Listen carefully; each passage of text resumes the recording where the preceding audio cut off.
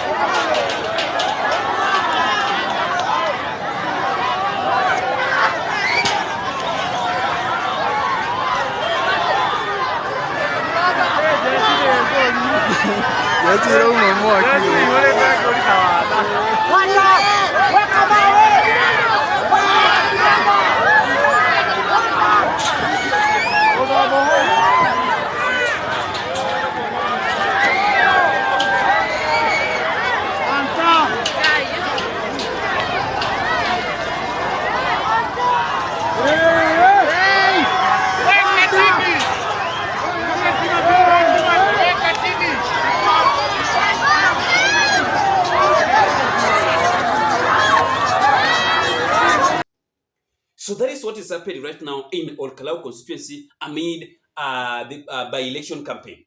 But this is what you need to understand. Number one, the reason why this is my opinion. I'm not saying that this is what is happening. The reason that can lead to those UDA campaign material being banned, number one, is all about sympathy. Maybe UDA candidates is looking for sympathy. They are the people that are sending those goons. You never know.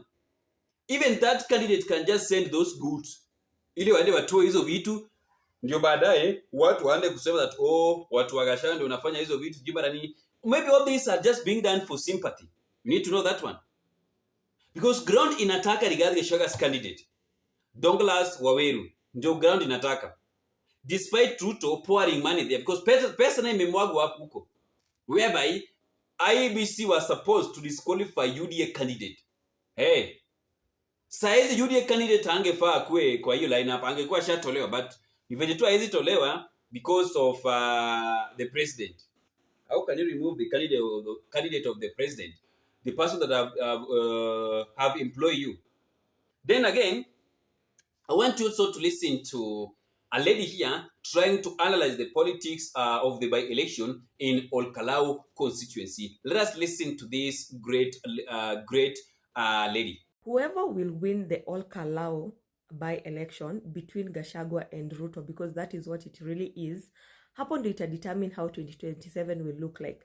Because the only card yenye UDA wako nayo, they have a lot of money, and I mean a lot. Gachagua nishatuambia ni trillions of money in cash zenye zimewekwa kwa manyumba za hawa watu. So hawa watu wako willing to any by election, and it is being said that UDA walikuwa invest over 2 billion Kenya shillings kuhonga watu huko ama kununua kura huko ndio hizi by election ya Ol Kalou wapite. So imagine in 2027 umse atamwaga pesa ngapi in Mount Kenya. Anaweza mwaga hata 1 trillion in Mount Kenya. Anaweza kuja tu atupatie pesa. Ni kama I remember 2022 in Murang'a alikuwa anapeana pesa. So that is the only candidate, that's the only card they have. You see, in Ol Kalou walikuja wakajaribu kufanya the same tactics they did in Ukombere North. Wakaanza kununua kura, which walikuwa wana scan ID za watu, but watu Ol Kalou were very sharp. Walikuwa like, mbona nuna scan ID yangu, my ID number should be enough. Wakajaribu kuleta maharagwe. Wakasahau that Nyandarua uko ndio the food hub ya Kenya. Chakula mingi, akina minji, waru, cash crop ya Nyandarua ni mawaru. They have a lot of food there. They don't need chakula kutoka kwa government. So hizo maharagwe zenye walipelekewa waliuza, hizo pesa wakaenda wakalewa ama they did, because walikuwa like, we don't need this food. Wakajaribu kuletewa mpaka mattresses, walikuwa like, we need to do smart agriculture, so ngombe zetu zitakuwa zinalalia hizi mattress, because nani hana mattress at this time in age. So all hizo tactics zikaacha kuwork, and I love how the DCP people are tackling this, because kama hiyo tactic ya kuhongana imekataa, walikuwa wamepeleka mpaka CS wa lands, CS wa tourism, PS wa land. Actually the CS and the PS wamefungua an Ol Kalou land office in Ol Kalou for the first time. They have never had it. Always walikuwa na Nyahururu, but wameileta time ya by election, and I'm sure itafungwa after the by election, itafungwa. And then they said that after wakiweza chagua mtu wa UDA wataletewa train yenye wanaambiwa wataletewa after wamechagua mtu ni train yenye iko as slow hata tuk iko na mbio.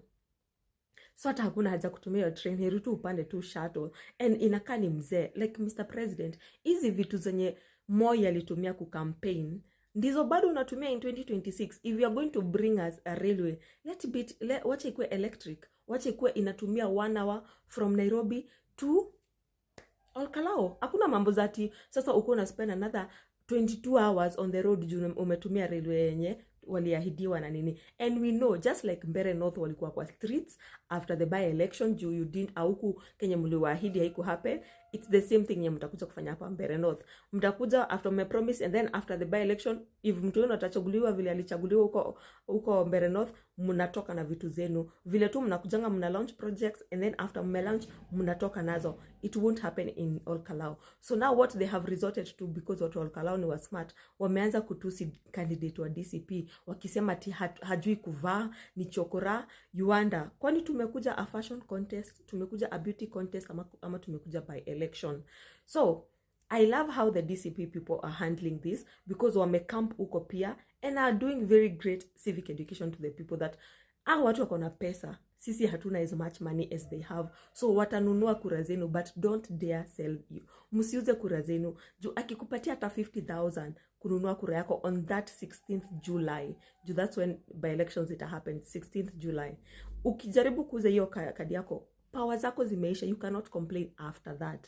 So I love how they wako kwa ground, akina Senator Medho na women rep wa Nyandarua na all the DCP affiliated people wenye wako huko. I love how wana hold mikutano na watu and they're actually doing campaigns zenye ni real campaigns.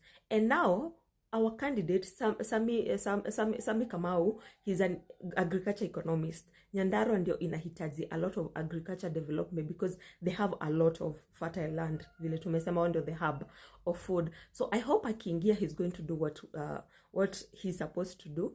And because of that, juu sasa tunaitwa chokora watu wenye tuna support Sami. So now on 5th July, please join us. Itakuwa on a Sunday. Let's go to Ol Kalou. Let's stand with Ol Kalou. Wacha tuwaonyeshe tuko pamoja na mambo.